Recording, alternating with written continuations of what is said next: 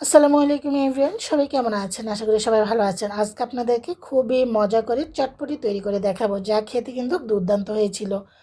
বাইরে গেলে কিন্তু এই ধরনের খাবারগুলো, এই চটপটা খাবারগুলো আমরা কিন্তু অনেক দাম দিয়ে কিনে খেয়ে থাকি। বাসায় একটু কষ্ট করে যদি আমরা এই চটপটা তৈরি করে থাকি, এটা অনেক তৃপ্তিকর এবং স্বাস্থ্যসম্মত হয়ে থাকে। তবে বাইরে গেলে এগুলো কোনো কিছুই মনে থাকে না।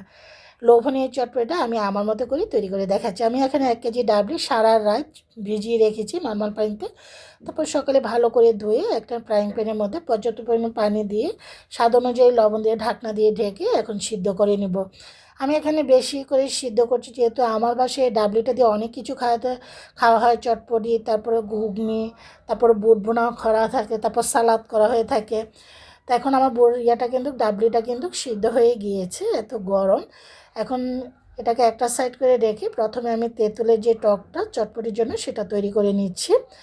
এই টকটা এত মজা খেতে, আমি যেভাবে বানাচ্ছি আপনারা যদি পছন্দ হয় বানাতে পারেন। আমি এখন এটাকে ভালো করে আগে তেঁতুলটাকে ধুয়ে নিয়েছি, যেহেতু বাজারে এগুলো কিন্তু খোলা জায়গায় বিক্রি হয়ে থাকে, উপরে প্রচুর বালি থাকে। ভালো করে ধুয়ে না নিলে যখন আপনি খাবেন তখন কিন্তু মুখে বালি বালি লাগবে।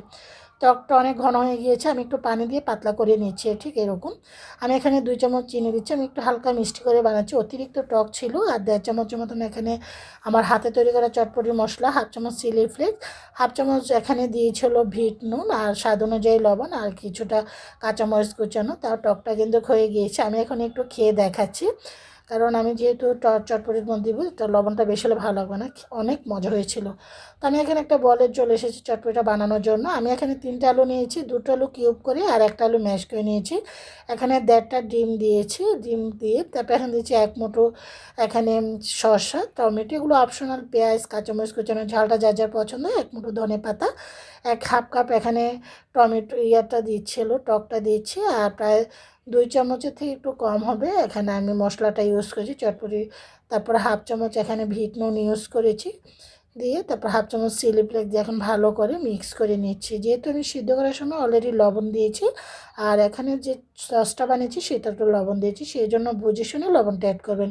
চামচটা দিয়ে ভালো করে মিক্স করে নিচ্ছি। লবণটা এবং মশলাটা কম হয়েছে, টকটাও কম হয়েছে, আবার সব কিছু একটু একটু করে দিয়েছি, কারণ এগুলো পারফেক্টলি না হলে কিন্তু খেতে ভালো লাগবে না, পানসে লাগবে খেতে।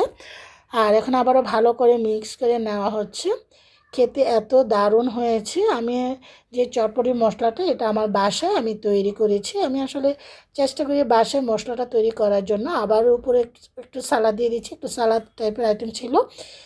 এটা যার যার পছন্দ, আপনার চাইলে পেঁয়াজ যদি অপছন্দ স্কিপ করতে পারেন। তো এখানে একটু ডিম দিয়ে গার্নিশ করে দিচ্ছি, চার সুন্দর একটা লুক আসার জন্য। আমি আমার মতো করে আপনাদেরকে তৈরি করে দেখালাম, আশা করি সবারই ভালো লাগবে। একেবারে সিম্পল, হয়তো এখানে কোনো ঝামেলাই নেই। তো এখানে উপরে গার্নিশ করে ডিমটা দিলে দেখতেও ভালো লাগে। এখন উঠিয়ে দেখাচ্ছি, আলহামদুলিল্লাহ এত মজা হয়েছে চটপটিটা, কী আর বলবো। আমার বাসায় আমার হাজব্যান্ড এবং বড়ো ছেলে এত পছন্দ করে, ছোটো ছেলে অত বেশি না। তো ওরাই দুজন বেশি পছন্দ করে। আশা করি সবাই ভালো লাগবে। একটু খেয়ে দেখাচ্ছি। সবাই ভালো থাকেন, সুস্থ থাকেন, আল্লাহ হাফিজ।